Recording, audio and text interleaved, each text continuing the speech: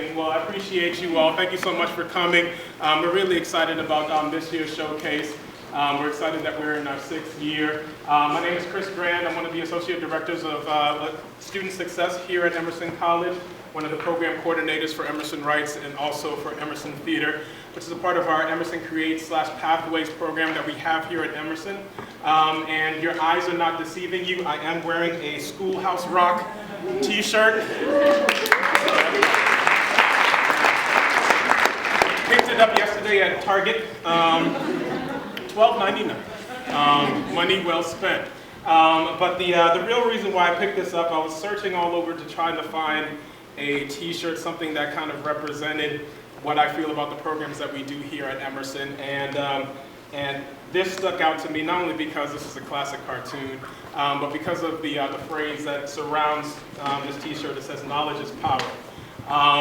And anybody who loves education, anybody who loves the arts, knowledge is power. It really resonates with me not because of knowledge in the traditional sense of being in a classroom, being in a schoolroom, a 4x4 room, just learning from a teacher or from a lecturer. What I believe knowledge is power really means to me is what these guys actually mean to the program. It's not just what you learn from books, but where you actually learn from humans, what you learn from human experience. And I think that's the really exciting part about EmersonWRITES. Every week we are excited, we are in awe, we are inspired by the knowledge, by the experience, by the passion that these guys show every single week. We've been here for 12 weeks, and we are excited about all the talent that comes here every single week. And we're excited that, and I know that the teachers are as well, to be able to have a direct impact on our future. To be able to see all these guys knowing that all these wonderful young people are going to go out into the world and make a difference.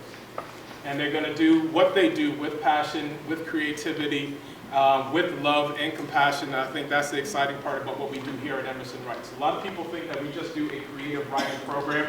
That is the cloak of what we do. But what we do is try to make sure that we are keeping that spark alive for the arts, for passion, for compassion for others. And that's what these guys are going to show you today. So I'm actually going to turn it over to my co-coordinator, my homegirl, who's actually come up here. She's 1.5 today. That's a great intro. So I want to give it up to Mary Kovalevsky-Burns. All right.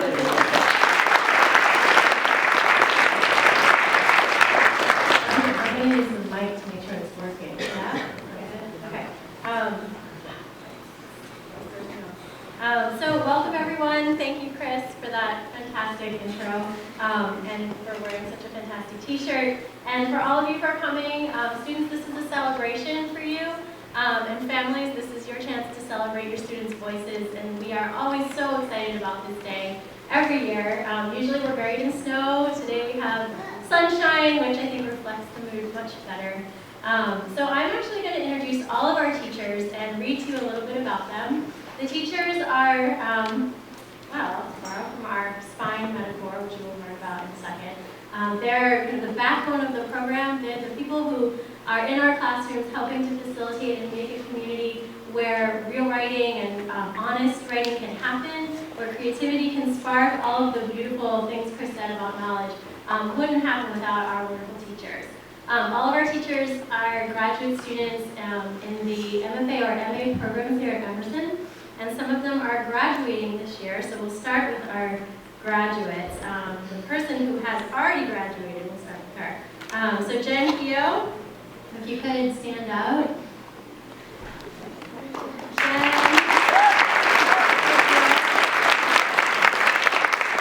graduated this summer with an MFA in poetry, and she's currently living in Providence, Rhode Island. She works in the fast-paced, action-packed environment of retail sales at American Eagle Outfitters and typically drives the struggle bus to work. We're going to learn all about Jen. On her rare occasions she's available to have free time, you may find her holed up in her room organizing her bookshelf, closet, or drawers. Pieces of her writing may occur at any moment, which results in trying to write while driving or walking. In the recent future, she hopes to begin a career in college admission, helping law schools discover their paths within or without an academic community. Jen is one of our poetry teachers.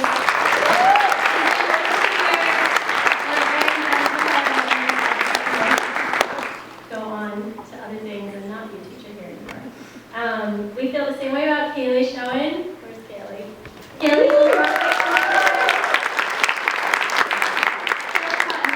last year and she taught fiction this year. She's also a composition teacher in the first year writing program at Emerson. Kaylee has loved writing since elementary school, won her first writing contest in high school. She hopes to inspire her students to continue sharing their work and growing as writers long after the class is ended. So you guys keep that in your minds, okay? Thank you. All of our classes are co-taught. There's 2 teachers in every room. The teachers design the courses together, and that's a really important part of the program dynamic, to have 2 teachers working together, 2 places where ideas and creativity can come from, and 2 writers to learn from. So the fellow writer in Kaylee's room is Cassie Title. She's also a fiction teacher.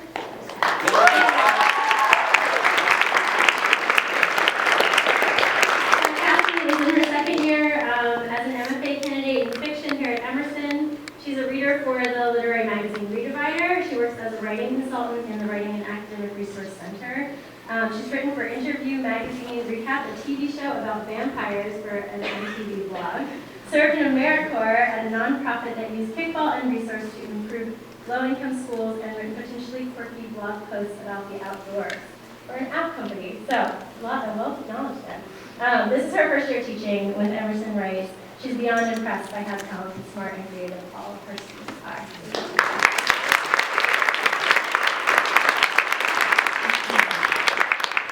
So we'll go back to the poets. Teaching with Jen is Brianna Roche.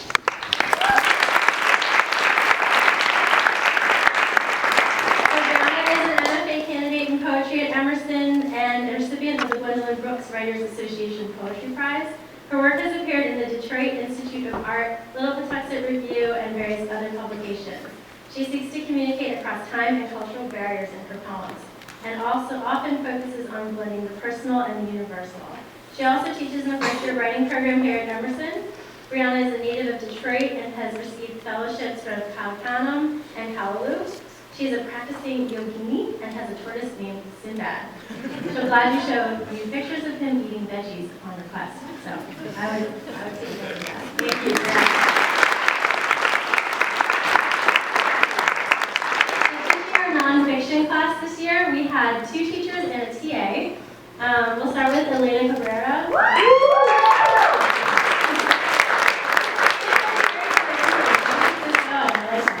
Elena is an MFA candidate in creative writing fiction at Emerson. She also teaches in our first year writing program. Elena enjoys writing both short and long works of fiction. She's previously worked in publishing, specifically reading and editing romance novels for mass market publication. Elena is originally from North Shore, Massachusetts, but lived in both Minnesota and Connecticut. For quite some time, I was happy to be living, studying, and teaching in her home state once again. Elena. In nonfiction is Samantha Facciolo. Nonfiction is wild. All right. So Samantha is a second-year fiction student at the MFA program here. Before coming to Emerson, she taught in Montessori schools for 6 years. She's also tutored students of all ages, most recently through the Writing Center at English High School. When she's not writing or teaching, Samantha can be found doing something active. She works with special needs students and veterans through an equine therapy program, coaches Special Olympics basketball and track teams, and has twice run the Boston Marathon for the Leukemia and Lymphoma Society.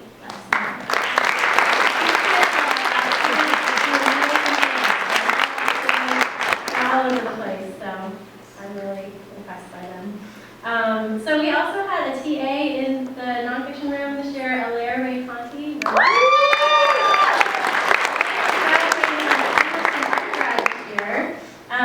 She is from the deserts of Arizona. She's majoring in writing, literature, and publishing here, and she's almost done.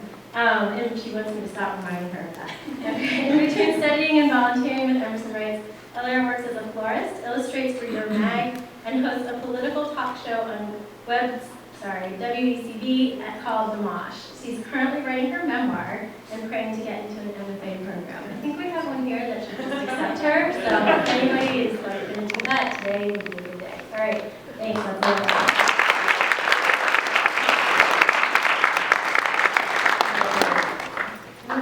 We had the multi-genre class. We had a multi-genre class this year. They'll tell you more about what that means called Art and Resistance. We had two teachers in that room, Sally Burnett and Oscar Mancinas. So we'll start with Sally. You will stand up. Sally is a second-year MFA candidate at Emerson. She also reads poetry for our literary journal, Redivider. Her primary concern is poetry, but she also writes very short fiction and likes to blend genres. She's originally from North Carolina. She has one live cactus and one dead cactus. This is her first year teaching with Emerson Writes, and she's lucky to have gotten to work with such motivated and talented students. Thank you, Sally.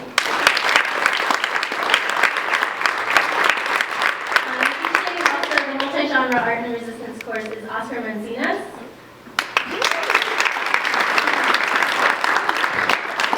Oscar is like Blair, also from Arizona. He moved to Maine for college when he was 18 and still too young to know any better. He is entering his second year at Emerson pursuing an MFA in creative writing with a fiction concentration.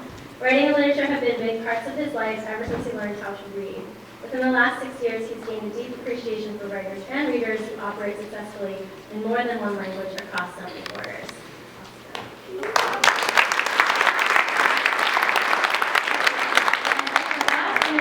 Another TA in the poetry room, Caitlin Hom. She's working with Caitlin is a sophomore undergraduate here at Emerson studying writing for film and television. This is her first year as an Emerson Writes poetry teaching assistant. Her poetry experience begins and ends with a poetry contest she won in the 5th grade, for which she traced a killer drawing of the big bad wolf. That's pretty exciting. She enjoys writing and validation, especially when elected at the Los Angeles Sin Fest. When she's not writing, you can find her at WGBH, where she interns at the children's television show Arthur.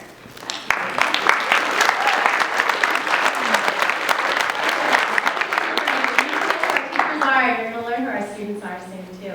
I have one more teacher to introduce. This is Elaine Fiore. You want to stand up? Elaine wears a lot of hats at Emerson. Operation manager, special assistant to the vice president for diversity. She's a second year in the MFA Creative Writing Fiction program. She's a part-time faculty member in the first year writing program. And she taught our Emerson Publishes course this year. And that course was a small weekend workshop with some of our students from Emerson Writes in charge of creating this book that I'm reading to you from. And I'm going to have Elaine come up and just tell you a little bit about that so that everyone's going to get a book on the way out. Sorry, one per family. So if the student will get a book on the way out. And Elaine's going to talk about how it all came together. Okay, come on up.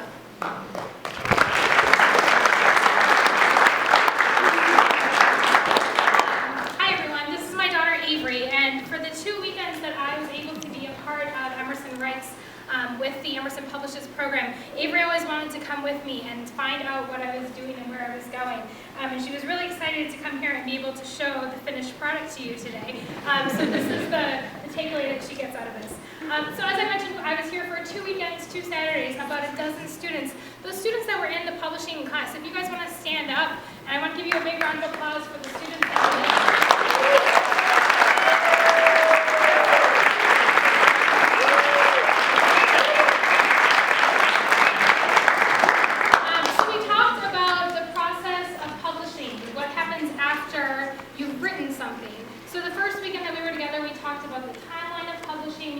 Editing and query letters.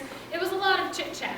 And then the second weekend, we actually got to dive into the design part of it. We got to play with text and cover, and we talked about the theme of the program, what they thought each of their classes' takeaways could be. And some of the things that we talked about were home and identity and voice, and what it means to be imprisoned by something, and how voice is actually able to get you through that process. So one of the design components that we talked about was the idea of a mugshot, but also being able to use your voice to get through it.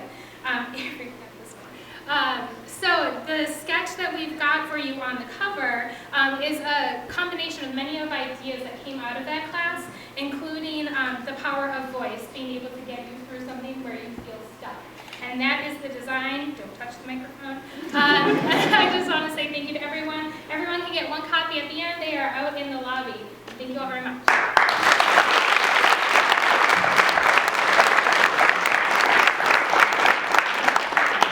All right, who wants to hear some student voices now? All right, first class to hear from is poetry. Poetry, please come down.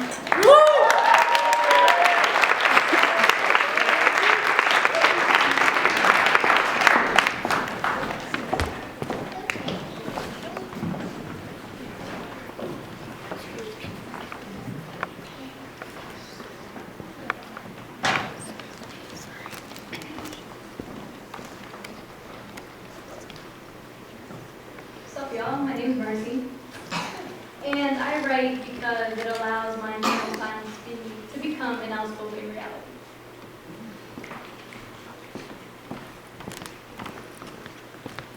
My name is Aviana Sullivan, and I write because writing is a moral right that should be valued, like a right that takes place in the holy grail of literature.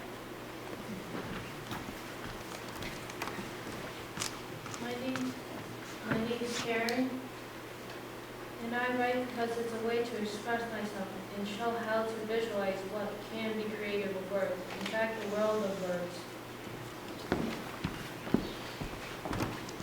My name's Ralph, and I write to remind myself that I'm not hollow, that something rattles within me aching to catch light and burn. I write to remember myself. My name is Sam. I write because sometimes it's easier than talking. I can articulate myself better on a page than in person. When I write, I have the power of revision and addition. Hi, I'm Haley, and I write because it is unpredictable, it is truths told through self-expression, and every draft holds enough inspiration to write the next. Hi, my name is Nia, and I write because vulnerability is my drug, and poetry is my very reliant dealer. My name is Stephania, and I write because I like to drown in my thoughts, and because I seek liberation from pain and subtle emotions.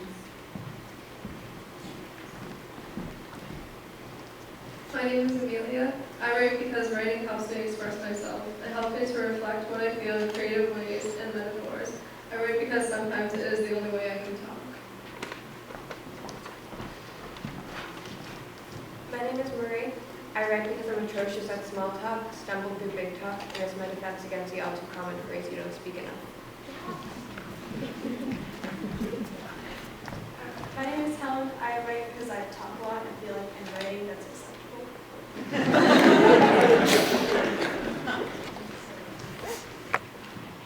Hello, I'm Tony. The reason I write is because, well, I want you to notice my writing, think I'm amazing, but also, when you read my writing and actually feel some sort of connection, to also notice that you're amazing.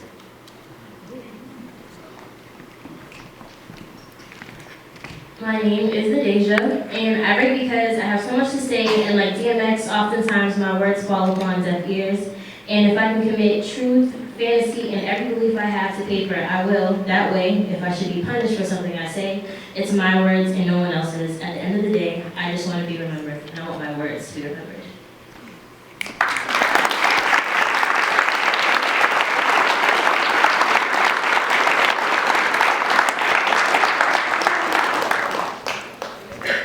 Well, sorry, we can't tell you why we write and not really show you how it's done, so. I have never found it. Covered in dark reddish gray, the termination of parallel nerves and this young skate claims my attention. I have never found it. That which seems to so strange and so shameful, I shall starve with the red ribbon of February around my neck, that barely hid nakedness. I have never found it. The greenhouse, the blue flower, the disregard of all the rest, a hotel paradise, the means to keep alive, and I have found it difficult to provide an accurate and objective account of my life, and for this purpose, I have never found it.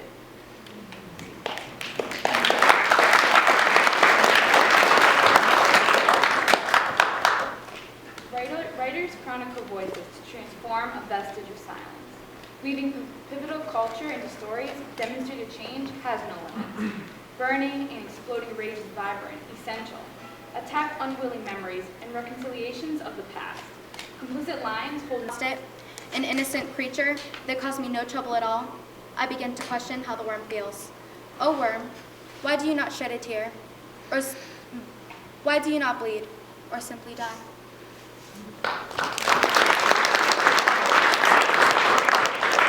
What's sadder than an unsent Valentine? Love scribbled on both sides, a lipstick mark signed beautifully, sitting there withering with the lost love it represents. What's sadder than keeping that card, looking at it every Saturday night, a weekly ritual reminiscing of the days when you still felt alive, a reminder that you used to be loved. What's sadder than the tears that now stain it, smudging the ink with each descending drop, tearing down a year's worth of efforts. Joy gasping for air like a fish out of water. What's sadder than still being in love after all of this time and feeling the heartbreak like new every day? Desperately grasping onto a piece of paper trying to save a lost love. Nights and nights of asking why you left. What's sadder than unanswered questions, continuously hitting your head and thinking the answers might come to you. Debating with yourself every night about how to bring him back, keeping a margin of hope, burning with each minute you don't hear from him. What's sadder than knowing it's over?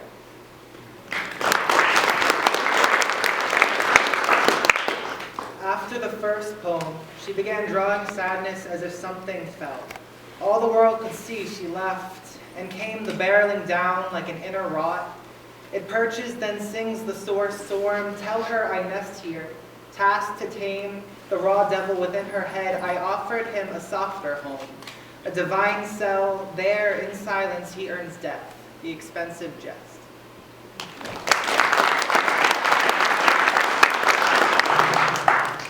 Two souls lost in a world of critique, trying to run away from a Grass, moose, and trees scattered with bushes. It was surreal. There was no way this was here. In the middle of New York City, I had turned down 6th Avenue and a landscape that belonged in Africa could not really be here. I rubbed my eyes as if it would clear the image before me. Behind me, honking cars and talking people. In front of me, quiet rolling feet and lazy lions strolling on the horizon. Falling to my knees, silent thoughts for me and only me. Madness overtaking. Birds and trees make almost noiseless sounds. I'm on the ground and I can't tell which side of my head it is coming from. How can this be real? I look up suddenly. An overwhelming presence obstructed my thoughts. One lion, 30 feet away. 5 people walk behind me, unaware. One lion, 20 feet away. 2 bikers pedal past, unaware. One lion, 10 feet away. One tap on my shoulder. One whisper, run.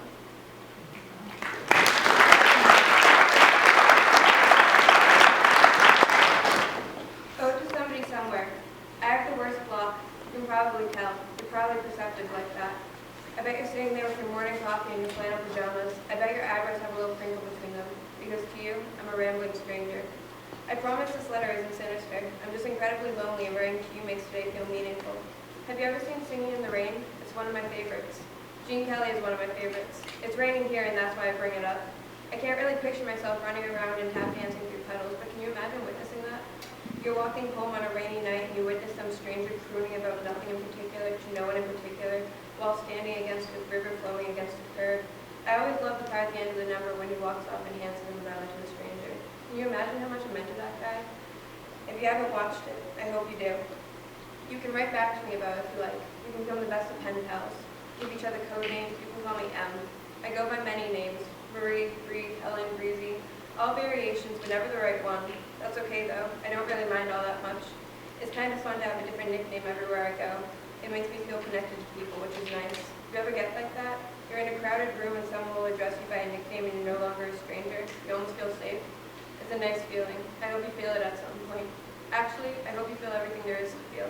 I hope you write it all down, fill page after page after page of just pure emotion. I hope your happy pages outnumber the sad ones. It's okay if they don't, though. I bet you're a poet.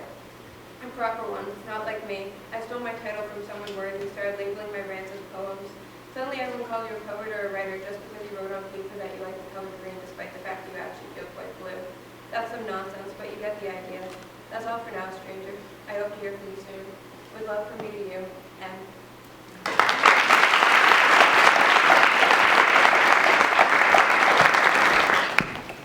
Fetish. I once heard it was possible to have wonderful feet. Quentin Tarantino does, I heard. I saw his new movie with my dad. We walked to the theater showing it. It was the last day we could see it. Movie buddies. Thanks, Dad. Snow and ice and blood things. Blizzard. Come home, walked a car. Dad drove, feet on gas pedal. Red light. Dad, stop, breathe, go, thanks. Radio's on now, volume up. Please, thanks. Such a good song, thanks. Hey, it's dark out, street lamps, and you create raindrops on the car window, thanks. The December sent by now. It's January now. Thanks. My feet get out and walk me. The rain, wet, puddle wet. It doesn't know how to snow outside of the leaves. Feet splash, red, pink. Poor feet. Thanks, feet. Home alone now. Thanks, Dad. Enchiladas for dinner. Leftovers, thanks, Mom. Made them last night. Dad said they looked like exploded gut. My dinner's a Tarantino movie, and somehow that makes me think of you.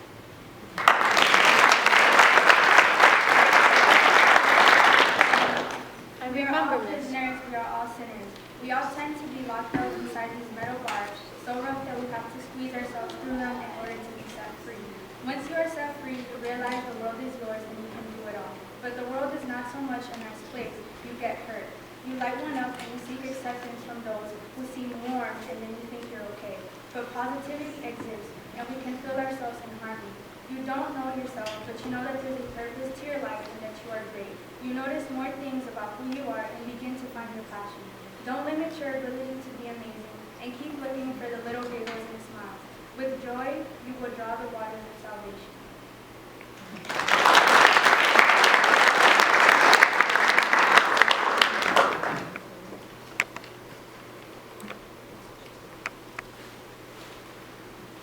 I remember, miss, when you found me, watching the mask on my face fall and shatter. On the cold, reflective tile floor, your emotions tell me everything.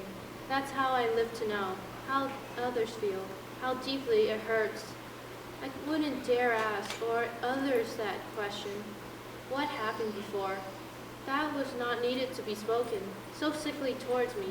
I feel disgusted how my peers reacted towards flaws, mistakes, accidents. It's not my fault I have ears to hear you talking behind my back. In feelings I never bothered to show you all. I am definition of what it's like to be a human. I can show weakness and cry. I can be bleeding and bruised for God's sakes. My determination, my courage, my kindness, there to make up my flaws, to carry me through the pain you brought me through. I have rights to have respect as someone, not like of somebody who's a jerk to others. What have I done to you that made me deserve this much pain? Aside from being sarcastic and rude to the likes of you, calm down. This wasn't supposed to happen. It happens when I see jerks. I mean, it's called hatred. Anyways, let's forgive and forget. I'm meaning to say it's learn from your mistakes. Learn to accept the change. To take time to ask yourself, what am I doing wrong? What have I missed in my life so far? The reasons for these questions are the feelings chilling and shaking your spine. Do you feel that? You know what it's called? Guilt and regret. Don't worry, don't you keep it inside for yourself to know. That feeling crawls within you and drives you insanity. Been there and done that. It wasn't pretty. But we are people born to embrace our differences, our flaws. It's a special quality made from inside and out.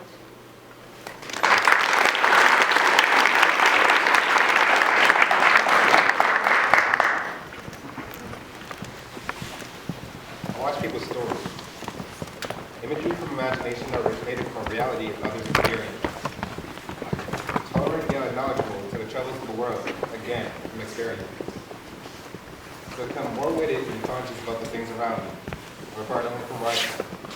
I write in concept the true modes of society, to notice stress is only irony. It hits us so casually.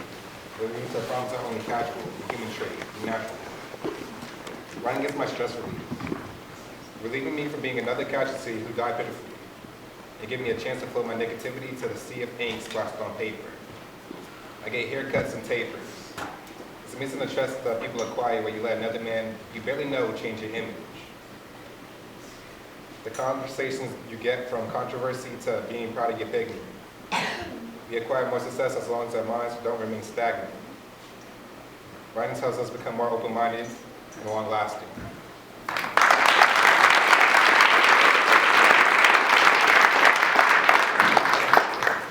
It all started from bad things. Acting like a hard rock when you truly are a gem. How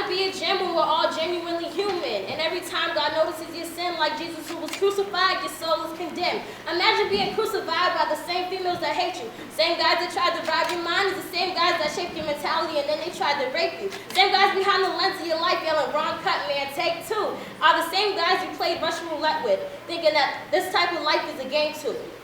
There ain't nothing that can save you. When society shames you, when your enemies pull up that knee neck and aim it at you trying to flame you. When dudes you was once rocking with get caught up and try to blame you. Notice just a hint of melanin in your skin and boom, white man trying to hang you. Ease that noose around your throat and suicidal thoughts in your head. Monsters in the back of your mind and demons laid at the head of your bed.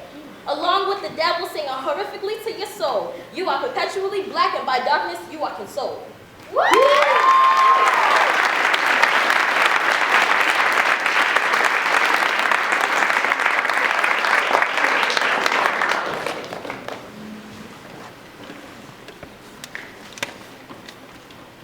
Class, why do we write? We write because.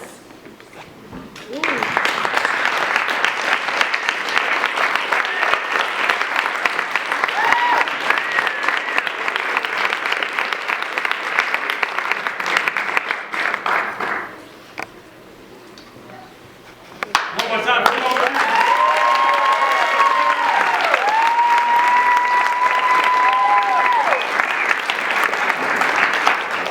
Are these kids talented? What did I say? Wow. Absolutely amazing. Yeah, I couldn't do that. I would have said something like peanut butter, no jelly. Ham, no burger. No, okay. That's an okay thing. On to the next one because I have no talent. On to fiction. Please come on up.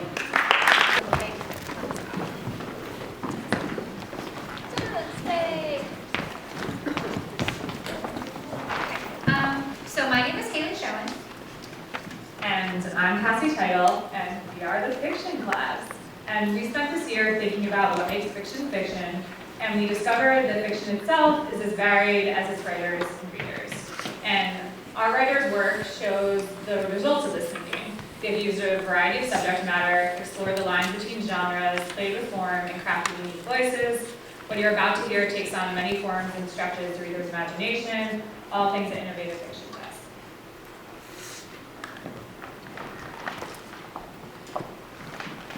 Hi everyone, I'm Julia. I'm a senior at Pompon Academy down in Milton, and I will be reading a short excerpt from my superhero story because superheroes are totally awesome. He stared at me. You're not ready. Having your dreams get crushed by your idol may have set some people off. I was no exception. Not ready, I asked? Oh, I get it. Superheroes need to have some tragic backstory, right? You want tragic? On the way over here, I had the bright idea to turn my car invisible. Can you guess the fate of my beautiful invisible mobile? It got totaled. Brand new car, graciously purchased by my parents. Very expensive car. They're going to kill me. Please, grant a dying girl her last wish and take me on as your sidekick. After a long pause, the slightest smile crept across his face. How do you feel about capes?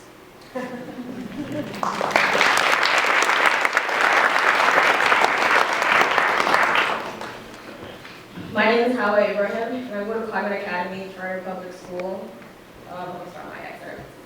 She was an average teen, a teen who was not a child anymore, but not quite an adult either. They called her Taylor. She simply had no last name.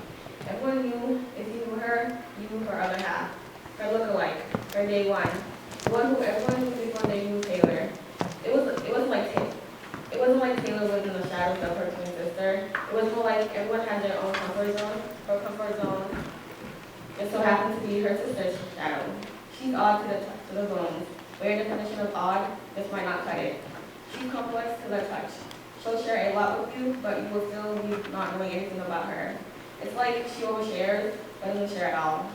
Taylor's mind is like a file cabinet, each file holding a precise thought and idea, all filed neatly. She knew what file to pull out. She knew the right response to everything anyone threw at her. She lives in a world where everything or anything you say appears on your skin. People judge you based on the word, so why not get complicated and trick the system. Taylor was that girl, the girl who somehow outsmarted the system by outsmarting herself. She became complicated to the world. The more complex they thought she was, the more she believed it herself.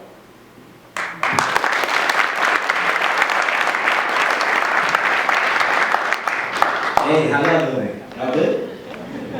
My name is Alex Drum. I am a senior at Community Academy of Science and Health. I will be attending Denison in the fall.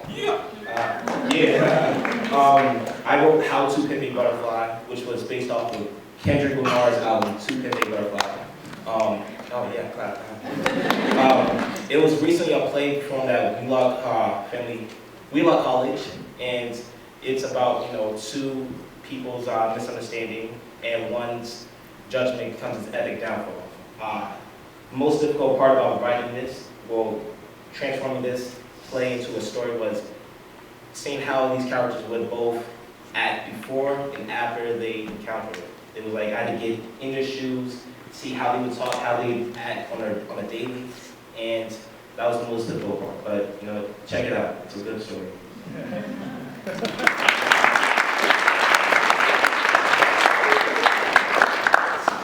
Hi, my name is Jacqueline Garces. I'm an 8th grader and I go to Excel Academy or Aim Heights. And I will be reading a short excerpt from a piece I'm writing called Not a Fleshy.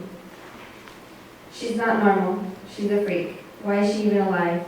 They think she doesn't hear that, or if they know, they don't care. They think she's naive, but she's not. She's always listening, always observing, never interfering. She's different from the rest of her kind. She can feel. Too much, I think. That's going to get her in trouble. She knows we watch her. She knows everything. It's impossible to surprise her. She's too advanced. But the fleshies don't know that. They think she's one of them, just a dumb fleshie. If they knew she was different, they would treat her different.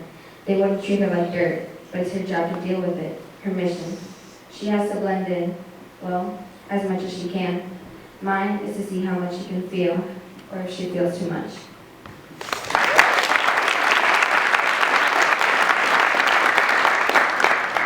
Hi, my name is Taylor. I'm a senior at Cathedral High School.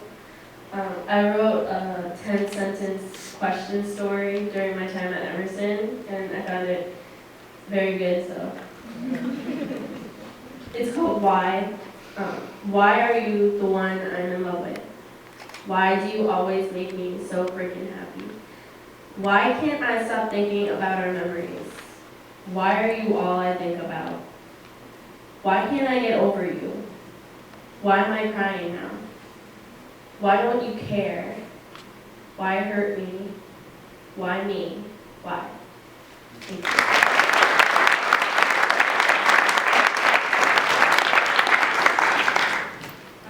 My name is John A. Howard. I go to Max Charter Public High School. Overall, my experience at EmersonWRITES has been phenomenal. I've had so much joy and so many laughs, like literally, so many laughs. Something I learned from my experience is that inside of me, each of the characters that I have written about are inside of me. This gives me the hope that I can be anything I want to be and do anything I want to do. Doing the fiction class helped me develop my character and make them come alive. I have become more adventurous, comical, confident, and more creative. I love my first time at EmersonWRITES, and I'm looking forward to doing it again next year.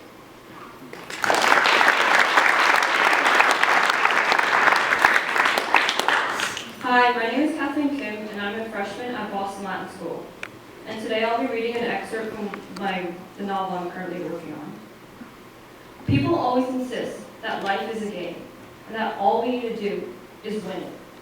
But after all the death, the losses, the innocent blood that seeps into the soil, how can we truly call it a mere game? For if life were a game, we'd be nothing more than the black and white checkered squares on a chessboard.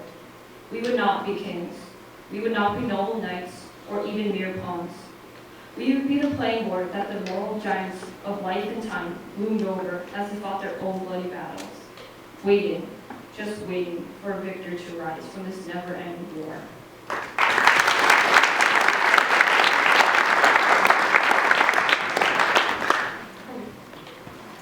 Hi, my name is Masha, and I want to talk about what I think is sort of the most important thing you can take away from writing, which is has to do with the characters. Because characters that you write sort of are, I think, all manifestations of the writer, but often not in like the traditional sense. You know, sort of not always a direct reflection of you. Sometimes they're a better version of you. Sometimes they're a you that you're afraid to become, and so sometimes they are a direct reflection of you.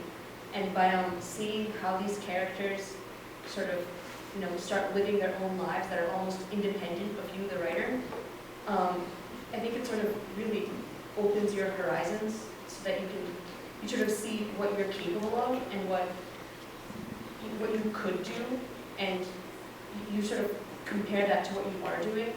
And I don't know, I think that's a very empowering experience.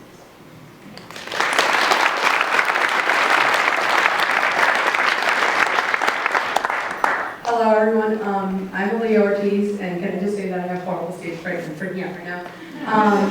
I'm from West Roxbury Academy, I'm a junior, and I'm going to be talking about why I write. So I write because I was bullied most of my life, and writing has always been an escape for me. Sorry, I'm tearing up. And yeah.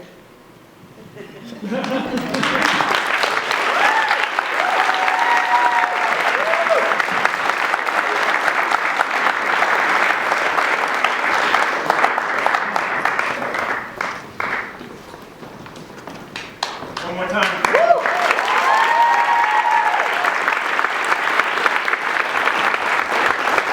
I hope that you all noticed something, that we had a wide range of ages and grades. So 8th grade to seniors graduating going to college. So that's absolutely unbelievable. Oh, and how much are you paying to go to $0. $0. That's what I like to hear.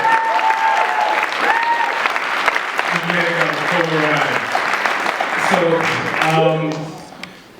we're actually going to move on from fiction and give you a big dose of reality. We're moving on to nonfiction. Come on up.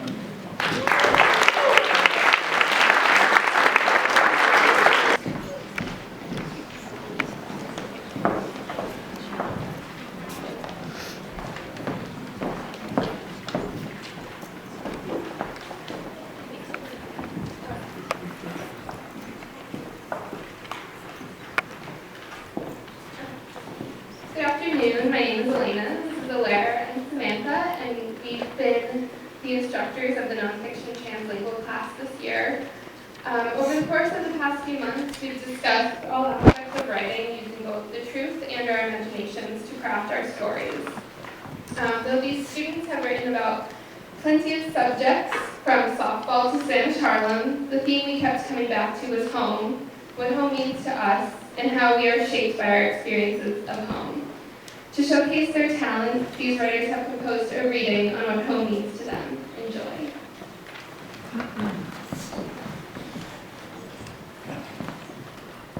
Home.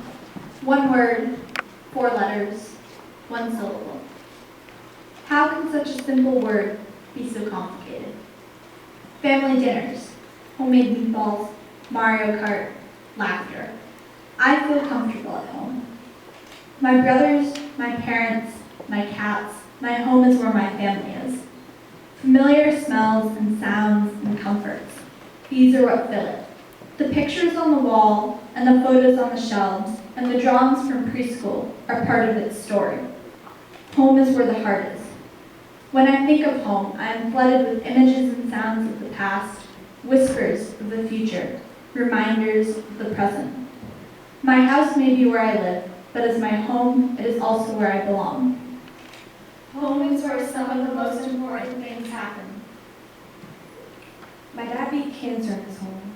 My niece's first year of life was in this home. My family has stayed in this home. This is where only good things should be remembered, only where you feel the most comfortable in and forever loved. Home is my own little heaven. They'll always be there to welcome you with open arms. Call me crazy, but they'll let me vent out all my problems out loud to it. It's sort of like having a friend who doesn't put their input to any conversations going on around them, but they're always listening, always paying attention to little things that matter. Home is what matters. Home is the place that you can always return to when you're feeling lost or broken, where you can recover and once again discover who you are. It's how you display yourself and how people will perceive you in return. Your home itself is a display of you, its dusty walls covered with family mementos, or its sinks piled with unwashed dishes. Home is who you are. Home isn't where you live, it's where you're from. It's where I inherited my traits. Loud, light music is blasted while cleaning. The morning calls of roosters is my natural alarm. The weather is always warm. Using too much electricity is a constant fear. Every neighbor is fair game. Natural fruit is fresh from the tropical trees. It's where I feel equal with everyone, sharing the same background and lifestyle. My home isn't a place I live in, it isn't where the place is either. Home is in the heart and in my loved ones. Home is a thing I cherish and will support it to me, but isn't a permanent place for a home. Home is always with you. I don't associate the word home with the actual walls and floors of my two-story Cape-style house as much as the people and things inside it. Even though there are some things about my house that I'll always remember, such as the red front door that we never use, and the fake chandelier hanging in our dining room. They don't hold a special place in my heart, nor do they deserve one. Home is an omnipresent concept. Home is a feeling. It finds a voice in the little moments, like basking in the familiarity of my room before getting up in the morning. It's not weighed down by any tangible thing. It lives through, not in, material objects.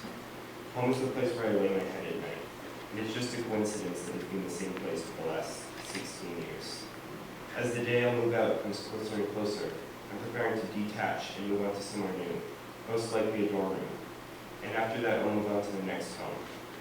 The truth is, I can easily imagine my bed in a mobile home, or my dining room table in a palace, or my family photos hanging up in a prison cell. When I go, I carry my home with me. It is a small island that I can practically fit in my pocket. During the day, chickens roam the yard, and as you watch them chase each other around, the breeze will pass by cooling you down. But at night there is only darkness, and all that can be heard is a frog's ode to the stars. And if you stand on the balcony and look far off to the beach, with the moonlight you can see the waves, which rage during the day, but now they are still, like a painting. Home is a paradise, a faraway place. Home. One word, 4 letters, 1 syllable.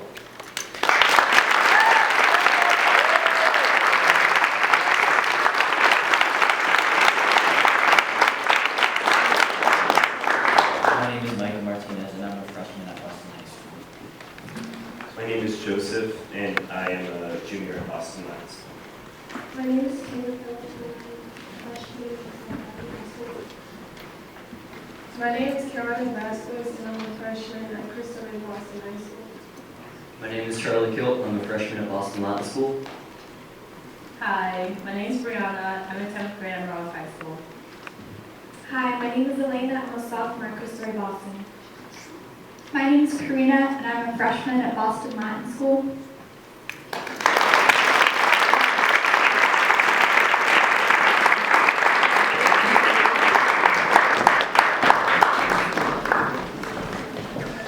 One more time for nonfiction.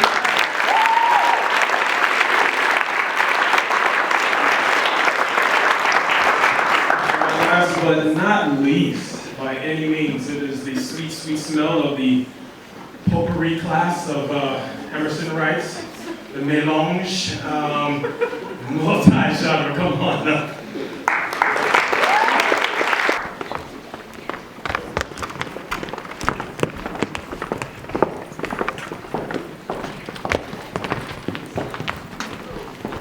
Hi.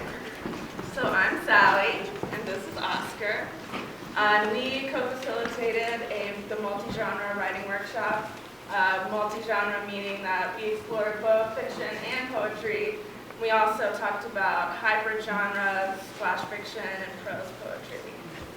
So with that in mind, the sort of theme of art resistance seemed kind of natural when we explored it, when we talked about pushing against conventions of genre, conventions of theme, language, and voice. And I think I'm for certain that we're really proud of the work we produced, and we will have over to the real stars.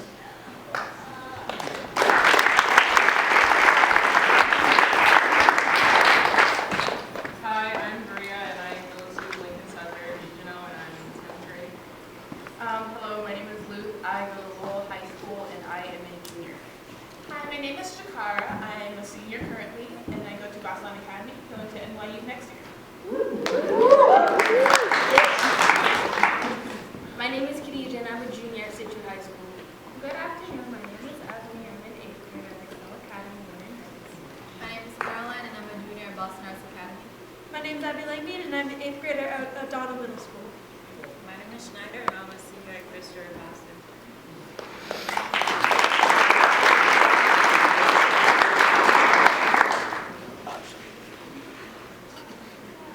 Resist!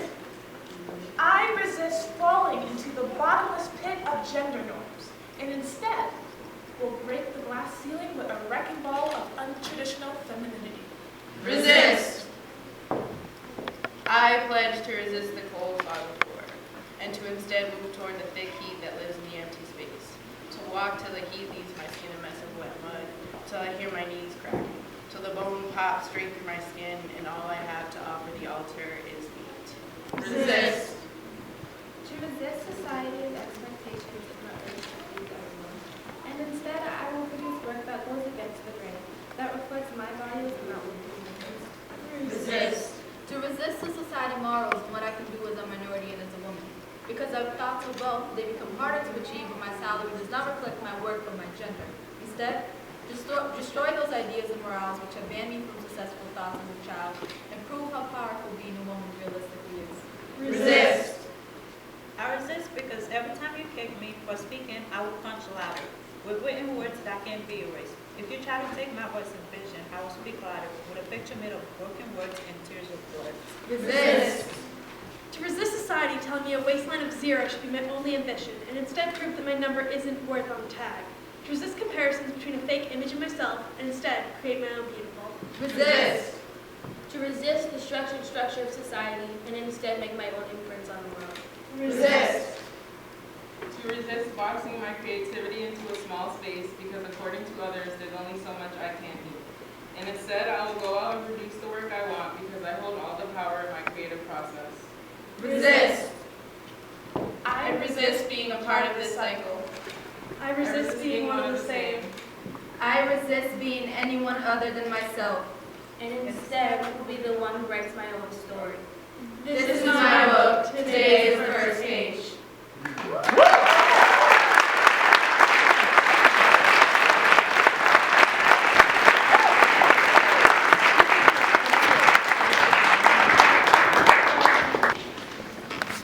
One more time.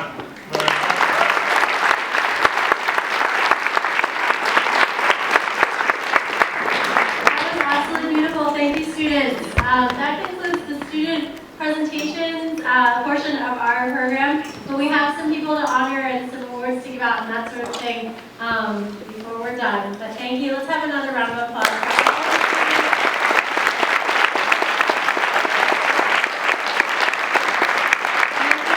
Final line that they all just said together, our multi-genre class. Can you guys just say it again? Really loud. 1, 2, 3. Resist. The part about it being the first page. Can you say it again? This is my book. Today is the first page. I love that. Thank you so much. That's something we're all going to carry with us, especially those of us who aren't as young, but that's beautiful. Thank you. All right, so I have a little contest. We have a little contest. The prompt was to tell us why you write or what would you change about education. And we have the winner to come down and read her poem. Her name is Luke. You want to come on down?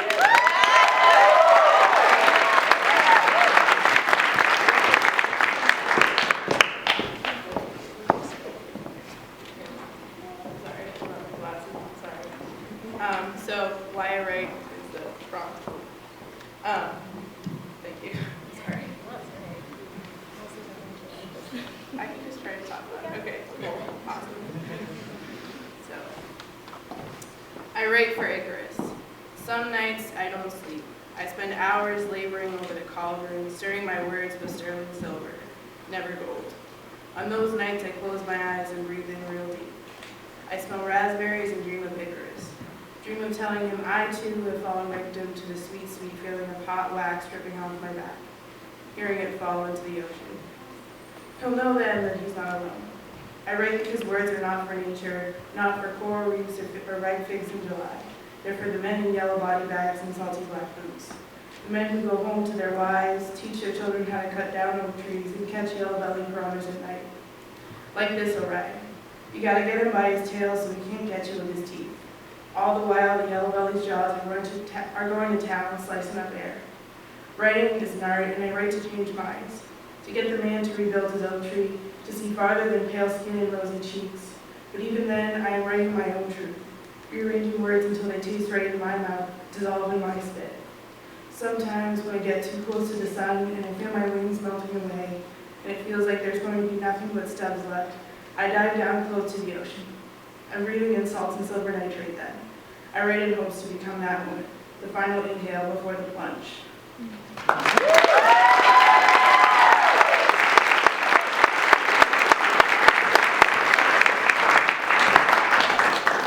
One more time for the contest.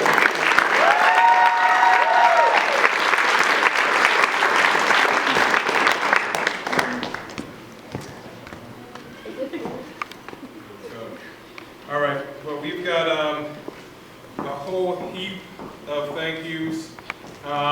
First, I do want to thank the person holding this camera in the shadows. Stephen Shane. No, you gotta poke your head up. Come on. One note, stand up.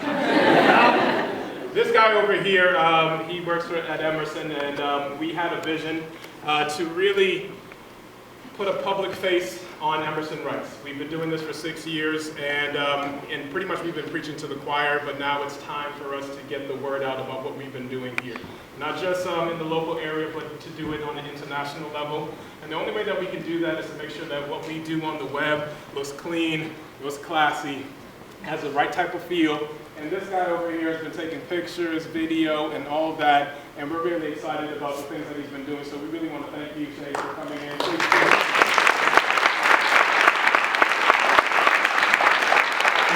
Out soon. The video should be up soon. You're really gonna like it, but I just didn't want to, even before it's up, just to thank Stephen for all the hard work that you put into it. So thank you for that. I also want to thank all the repeat students. So those who've been here for 2 years, can you please stand up, please?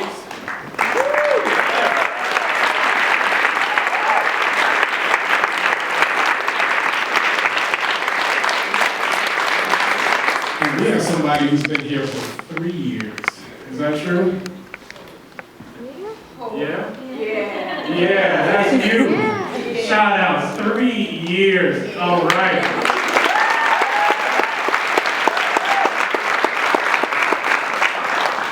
I also want to, as we continue on, I do want to thank all the students. You guys have come here for 12 weeks. You guys have put in a lot of hard work. You've come in on a Saturday, God bless you, when you could be at home, eating snacks. I don't know, what do you guys eat nowadays? Fruit Loops, you still eat that? Okay, so you could have been home 10 o'clock. We run this program from 10 a.m. to 1 p.m. So these guys are in class for 2 hours, and then they come in and eat some lunch, a whole lot of pizza, cheese, pepperoni, and buffalo, and a variety of juices. So I'm sorry to the parents if we're loading up your kid with grease and sugar, but they have come in every single week and have put a whole lot of great work into this program, so I do want to thank you guys for all the great work. I also want to thank the parents for all the hard work that you put into these guys. We're just really excited that you have entrusted your babies with us. I have 2 babies of my own, a 3-year-old and a 1-year-old, and so I know what it means to send your kid out, especially to downtown Boston, to Emerson College, to spend 3 hours with us. and hope and pray that they're learning something.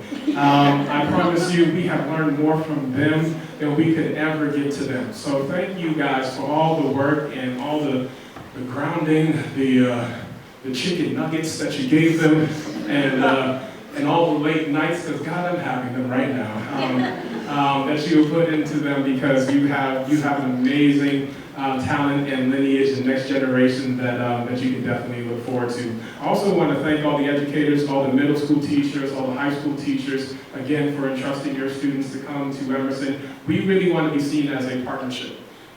We want to make sure that what we are doing is in conjunction with everything that you're doing 5 days a week at school. And so we are just a part of the whole creative process, part of the intellectual process, and we want to make sure that we can continue to build that partnership. So if anything that you've seen here today has inspired you, please tell us in just any ways that we can continue to help you guys, because we would love to do that. I also want to thank all the Emerson staff that are here today. Thank you for coming in on a Sunday, because you have to come back tomorrow. So thank you so much for coming in. All the support, especially from WLP, Office of Enrollment. Thank you for all of your support. You've really been able to put a lot of great work, and not only just the monetary support, but also the spiritual, the guidance to be able to continue this for 6 years. And so we're just going to keep going. Thank you for all your support. And then I guess last but not least, we do want to thank the teachers.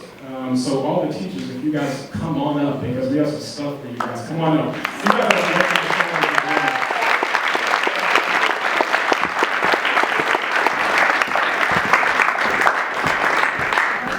Teachers include all the assistants as well. Please come on up. So we did want to make sure that we gave something to you guys. Yeah, All the males. So I get to be Oprah. You get a bag. You get a bag. These guys have been absolutely amazing, absolutely incredible. These guys are also in grad school, so they're coming in, taking time out for studying, taking the, let me make sure I got it right. Hold on, you guessed it. We're missing one teacher. I have something special for the young babies.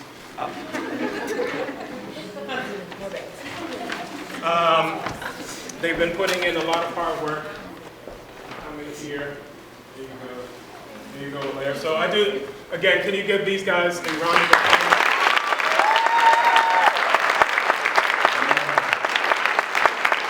Absolutely amazing, and all the hard work that they put into here. So thank you guys. You guys can go back into the shadows now, because I know that's what you love to do. Love you guys. Also, on a personal note, I also want to thank my wife. I've been coming here for a good dose of 12 Saturdays. My wife is up there again, lurking in the shadows. I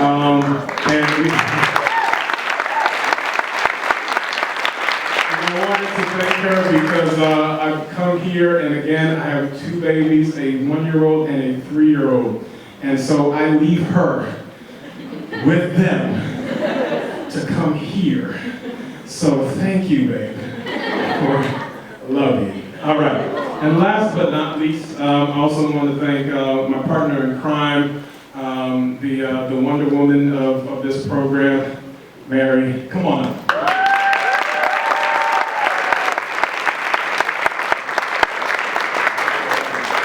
So if you can open it up and take out that first thing that you see on top of there, she is having a second one.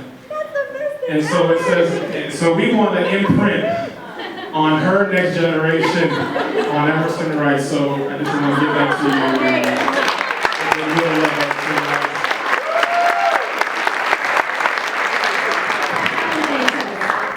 I have to say, Chris, this is the best idea, first of all. This is amazing. Chris has been, he was a co-founder with me in a team of people 6 years ago. Chris was visionary with this program. And he did all kinds of things for Emerson in the interim, and then kind of came back and took the lead again this year, and it just absolutely changed everything for our program to have Chris every week with the students, leading open mic. Chris is like a fount of inspiration and just charisma and wisdom. I know that this is sounding gushy, but it's totally true. We don't know what we would do without you. So if I were to give you anything, I think I would give you like something impossible, which would be a night of full sleep. But I can't give you that, so we're gonna find some caffeine for you or something like that. So.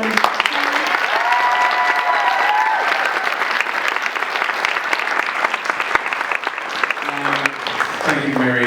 So once again, thank you guys for coming and being a part of this the 6th annual showcase. We will continue this again in the fall. There's going to be a lot of great things that will be happening before then, so be on the lookout. We're actually creating a new logo with Artists for Humanities, and so we're really excited to be working with them. And we just love writing. We love the arts here at Emerson. If you love this, you're going to love Emerson even more. So if you are excited and want to come to Emerson, please talk to us. We would love to have you guys, especially, well, except for the ones that are going to Denison, NYU. And, you're going to be at the farm, man. That's Ohio. Come on, man. I know that Posse gave you a scholarship and all that stuff. But anyway, and Tish, we're rivals with them, you know, Chicago. No, but thank you guys. Once again, round of applause to all the wonderful students.